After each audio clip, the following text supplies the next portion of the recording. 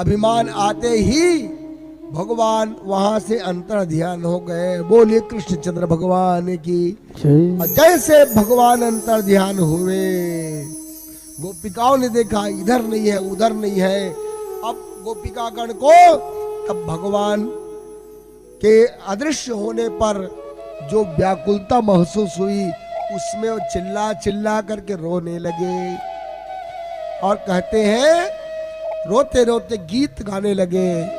उस गीत को गोपी गीत कहा गया है।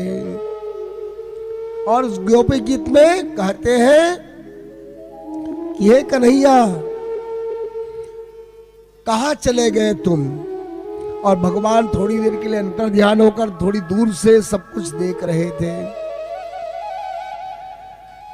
गोपिकाएं रो रो कर कहने लगी, जयति तेधिकं जन्मना व्रजः श्रयत इंदिरा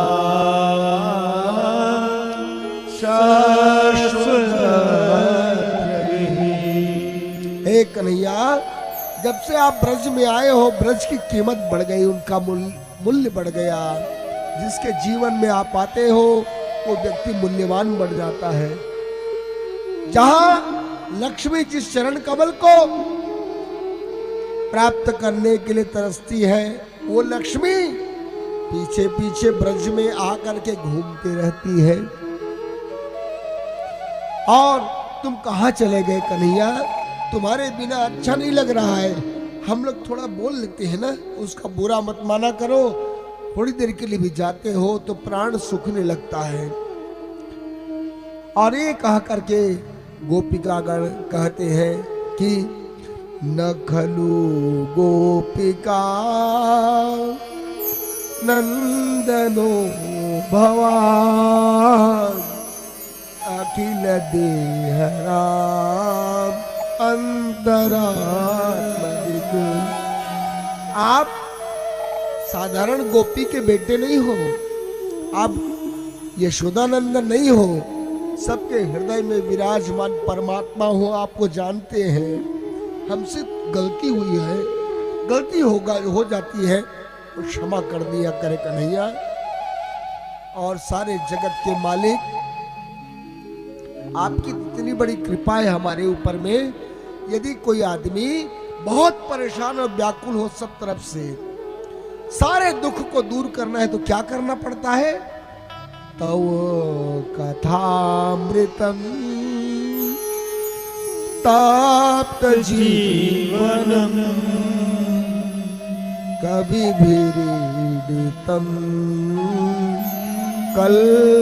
कल्मषापहम्।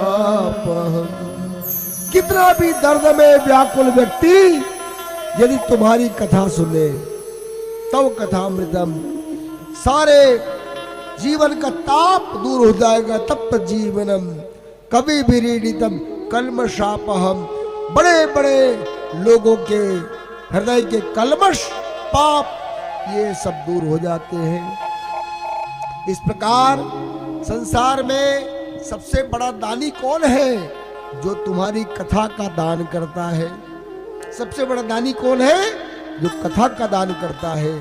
मैं निवेदन करता हूं, इसलिए अधिक कथा कराते समय ने अधिक से अधिक लोगों को कथा क्यों सुनवाया जाता है? जो कथा का दान करता है ना, भगवान कहते हैं मैं उनके सामने बिक जाता हूं जो कथा का दान करते हैं। इसलिए भगवान अपनी कथा से बहुत स्नेह प्रेम करते। ये रोने लगे, जब रोते देखे गोपिकाओं की हालत, गोपिका ढूंढने लगे।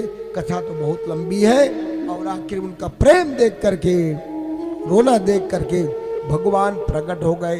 बोलिए कृष्णचंद्र भगवान की जय। उसी समय भगवान प्रकट हुए। प्रकट होते ही गोपिकाओं ने इसे पकड़ लिया, कोई हाथ छू रहे, कोई स्पर्श कर, कहाँ चले गए थे, कहाँ चले गए थे? अरे तुम थोड़ा भी दूर होते हो तो प्राण संकट में आ जाता है कन्हैया। कभी हमसे दूर मत होना, तुमसे दूर होना, तुम्हारा थोड़ा भी वियोग हमें अच्छा नहीं लगता। भगवान कहते हैं मैं तुम्हारे हृदय में बैठ जाता हूं। तब से भगवान हृदय में विराजमान है, बस उससे प्रेम करने की आवश्यकता है। अब